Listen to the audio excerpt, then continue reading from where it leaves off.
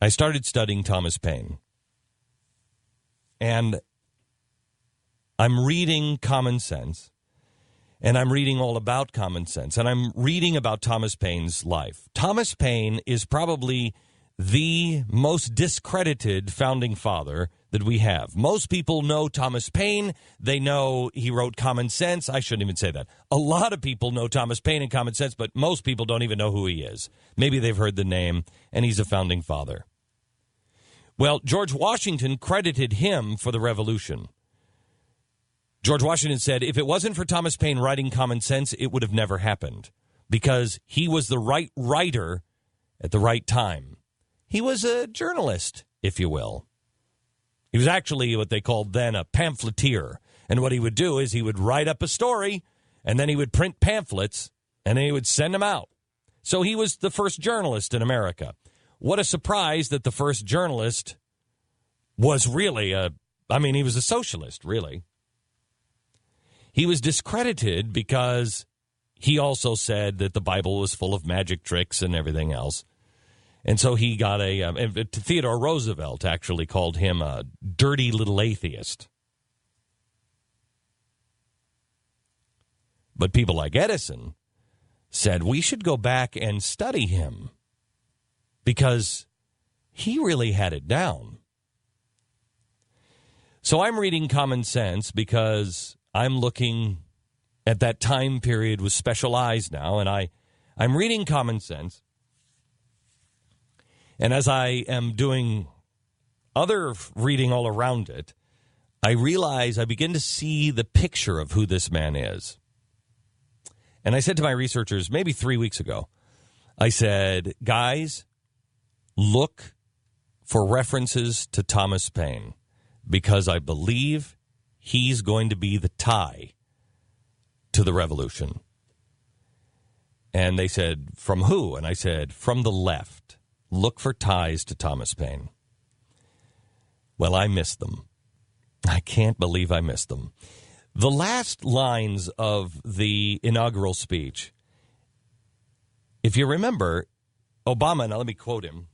Obama said, in the year of America's birth, in the coldest of months, a small band of patriots huddled by dying campfires on the shores of an icy river.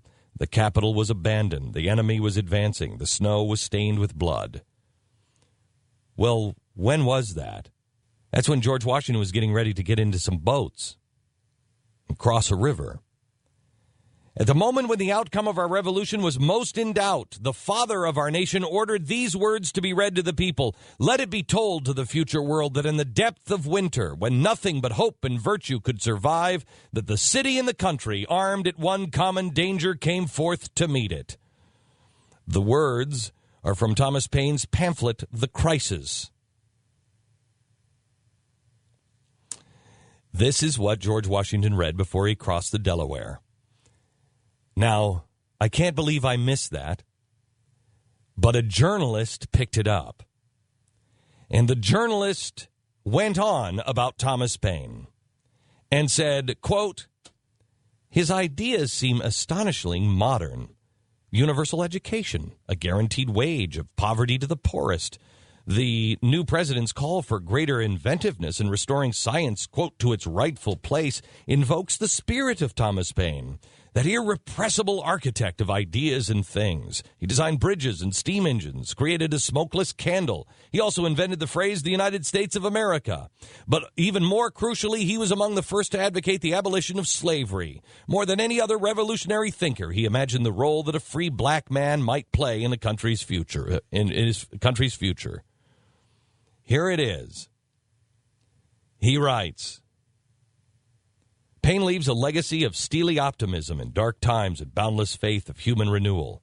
I love a man that can smile in trouble, that can gather strength from distress and grow bravely by reflection, he wrote in The Crisis. Obama, we must begin again the work of remaking America. Thomas Paine, we have it in our power to begin the world all over again. For 8 years, the bust of Winston Churchill had stared out from... Oh, my gosh. Stu, could you please get the picture of Obama taking the oath of office? Who was over? I looked at that picture and I thought, who is that bust of? Who is that picture of? I'll be damned if it's not Thomas Paine. I'll bet you that was Thomas Paine. This is the way he's going to tie socialism and call it American.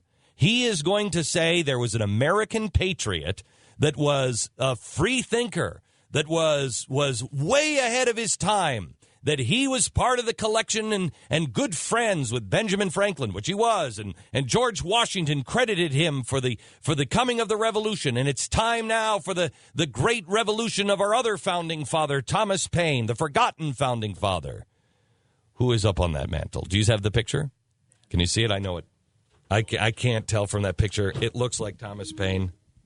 I don't know. Do you think that's the same guy? Find out. Joe, find out who was on the picture on that mantle. Misdirection. Gosh, how did I miss that? The thing that I really I'm so frustrated with is let's just have the conversation. Let's just have the conversation.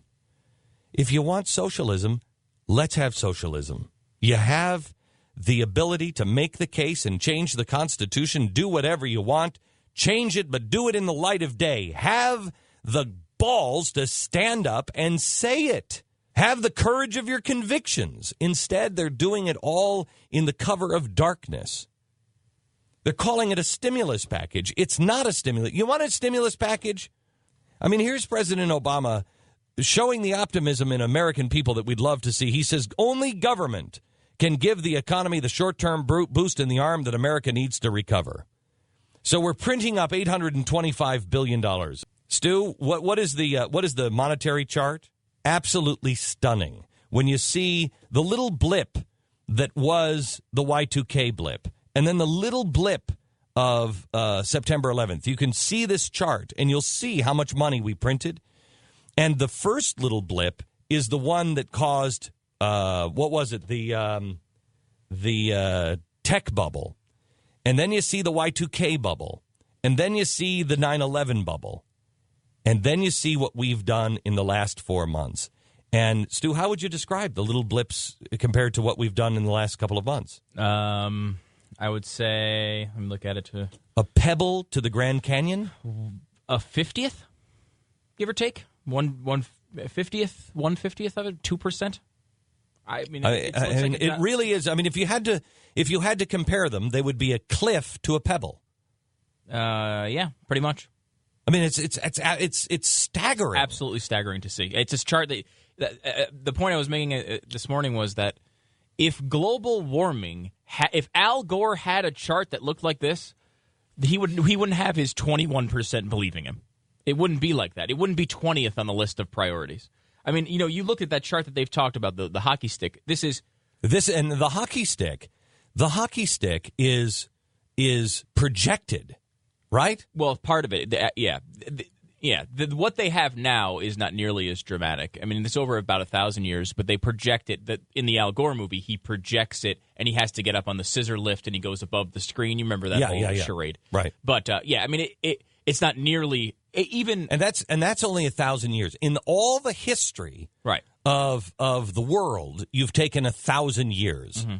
Okay, you can take, since they've started printing money and measuring the money, you can take it from the beginning and look at it, and it's flatline all the way. Yeah, it starts going up, late 70s, sort of that area, and it goes but up, just a slow, gradual rise, and it goes gradually up through 2008, and then you hit about September. I mean, and it's the Space Needle. Yeah, it's straight up, and this is the printing of money. You want to print money? Good, print money and give it to people to spend it. You'll solve an awful lot of problems. Not for very long, but you'll solve an awful lot of problems. Me personally, I'd rather go through a tough period and cleanse ourselves from these bad companies and all the mistakes. I'd rather learn the lesson and still have a little bit of capitalism left.